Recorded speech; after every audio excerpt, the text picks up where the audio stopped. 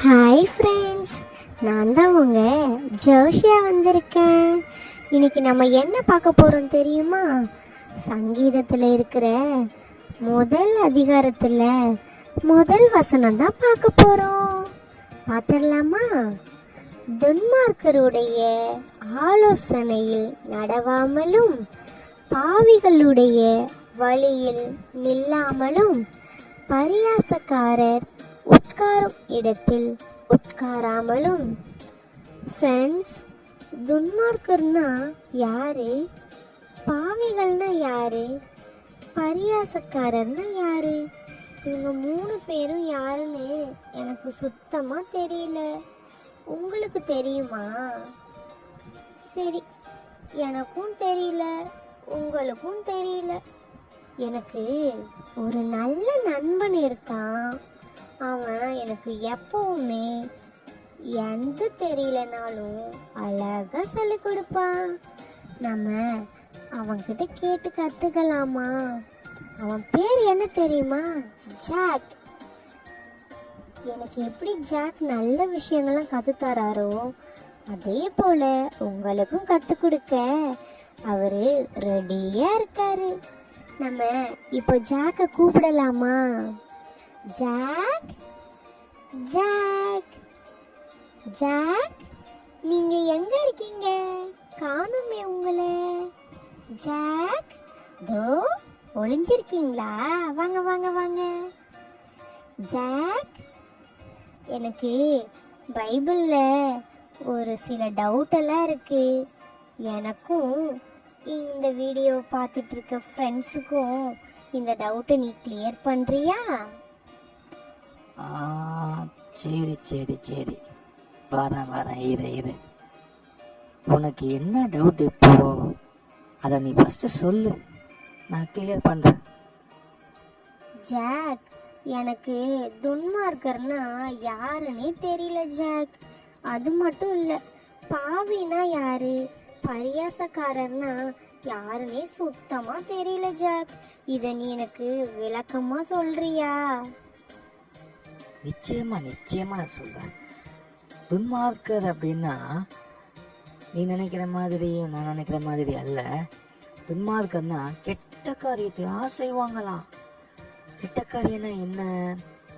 காசெல்லாம் திருடுவாங்களாம், தப்பா பேசுவாங்களாம், அவங்களுக்கு நல்ல எண்ணமே இருக்காதான். அந்த மாதிரி ஆள் கூட நம்ம இருந்தா நம்மளுக்கு அதே எண்ணம் தான் வருமா. அதனாலதான் ஏசப்பா அப்படி சொல்லியிருக்கிறாரு. சங்கீதம் 1ஆம் அதிகாரத்துல துன்மார்க்கருடைய ஆலோசனை நடவாமலும் நம்ம அவங்களோட சேர்ந்தா அவங்க நம்மளுக்கு அவங்களோட ஆலோசனையை சொல்லி கொடுப்பாங்க. அது நல்ல ஆலோசனையா கெட்ட ஆலோசனையா? நீங்க சொல்லுங்க பிள்ளைகளா. அது கெட்ட ஆலோசனை. அப்போனா துன்மார்க்கருடைய ஆலோசனை நம்ம நடக்கவே கூடாது. யார் துன்மார்க்கரு, யார் நல்லவங்க கெட்டவங்கிறத நம்ம நிச்சயமா தெரிஞ்சுக்கணும். அப்படியா ஜாக்? ஐயோ, அப்படின்னா அப்படிப்பட்டவங்க கூட நான் சுத்தமா சேரவே மாட்டேன் ஜாக். அப்புறம் பாவிகள்னா என்ன ஜாக்? அதுவும் கொஞ்சம் சொல்ல. பாவிகள் அப்படின்னா சின்ன தப்புலாம் செய்வாங்க. சின்ன தப்போ பெரிய தப்பு செய்யறவங்க தான் பாவிகள். அதனால ஏசப்பா அப்படி சொல்லல. நம்ம வசனத்தை தப்பா புரிஞ்சிக்கவே கூடாது. ஏன் தெரியுமா? ஏசப்பா சொல்றாரு, பாவத்தை வெறுக்கிறேன், பாவியை நேசிக்கிறேங்கிறாரு. அப்போ நீ பாவி கூட சேராம போயிட்டீன்னா யார் உங்களுக்கு அந்த பாவத்தை சொல்லுவா? ஏசப்பா வந்து சொல்லுவாரா?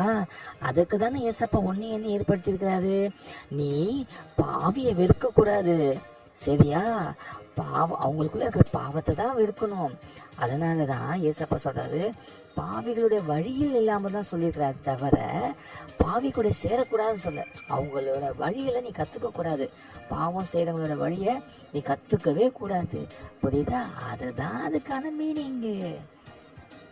ஜாக், அப்போ எனக்கு நிறைய பேர் பாவம் பண்ணியிருக்காங்க. நான் என்ன பண்ண தெரியுமா? அவங்களெல்லாம் என் கிட்ட கூட நான் சேர்க்கவே இல்லை ஜாக். இப்போ நான் அவங்க கிட்ட ஃப்ரெண்ட்ஷிப் வச்சுக்கணுமா ஜாக்? கண்டிப்பா வச்சுக்கணும். ஆனா அவங்களுடைய பாவமான காரியத்தை கத்துக்கவே கூடாது. உன்னுடைய நண்பர்கள் பாவம் செய்தாங்கன்னா இல்ல தப்பான வழியில போனாங்கன்னா நீ தான் அவங்கள கரெக்ஷன் பண்ணணும். நீ தானே அவங்கள சரியான பாதையில் நடத்தணும்.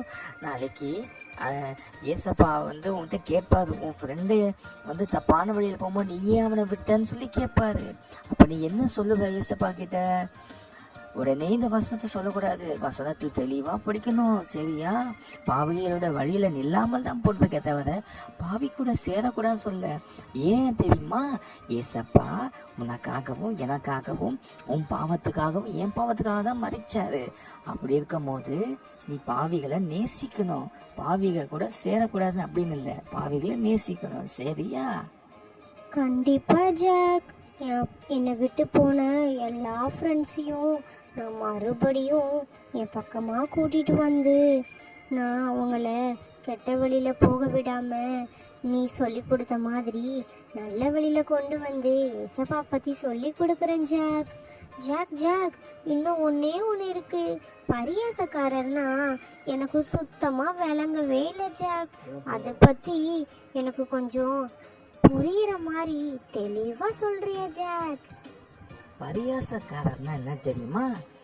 இப்போ ஒரு பையன் நீ படிக்கிற அந்த ஸ்கூல்லையே குண்டா இருப்பான் தெரியுமா?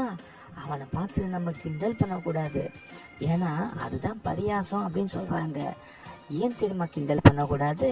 உன்னை படைச்ச தேவன் தான் அவனையும் படைச்சிருக்கிறாரு. நீ என்ன செய்றியா? அவனை கிண்டல் பண்ணலையா? நீ உன்னை உண்டாக்குன தேவனையே கிண்டல் பண்றியா? அதனால பரியாசம் யாரா பண்ணாங்கன்னா நீ சொல்லணும், பரியாசம் பண்ணக்கூடாதுப்பா, ஏசப்பாக்கு பிடிக்காத காரியம்ப்பா, அவனையும் ஏசப்பா தானே படிச்சாரு, நீ ஏன் அவனை பரியாசம் பண்ற? பரியாசம் பண்ணக்கூடாதுன்னு சொல்லணும். ஆக மொத்தம் இந்த வசனம் என்ன சொல்லுன்னா, நீ ரொம்ப கவனமா இருக்கணும்னு சொல்லுது. இந்த 3 காரியத்திலும் நீ நடக்கவே கூடாது அப்படின்னு. ஃபர்ஸ்ட் காரியம் என்ன? துன்மார்க்கருடைய ஆலோசனையில் நடக்கவே கூடாது. 2வது காரியம் என்ன? பாவிகளுடைய வழியில நிக்கவே கூடாதான். 3வது காரியம் பரியாசக்காரர் உட்காரும் இடத்துல உட்காரவே கூடாதான். ஓகேவா? வேற ஏதாவது டவுட் இருக்கா உனக்கு? ஜாக், நீ ரொம்ப அருமையா எனக்கு சொல்லி கொடுத்த. உனக்கு ரொம்ப நன்றி ஜாக். சரி, நான் கிளம்புறேன். எங்க அம்மாவை தேடுவாங்க. நான் சொல்லாம வந்துட்டேன், சரியா? நீ கூப்பிட்டானே வந்துட்டேன். வரேன். பாய். பாய் ஜாக்.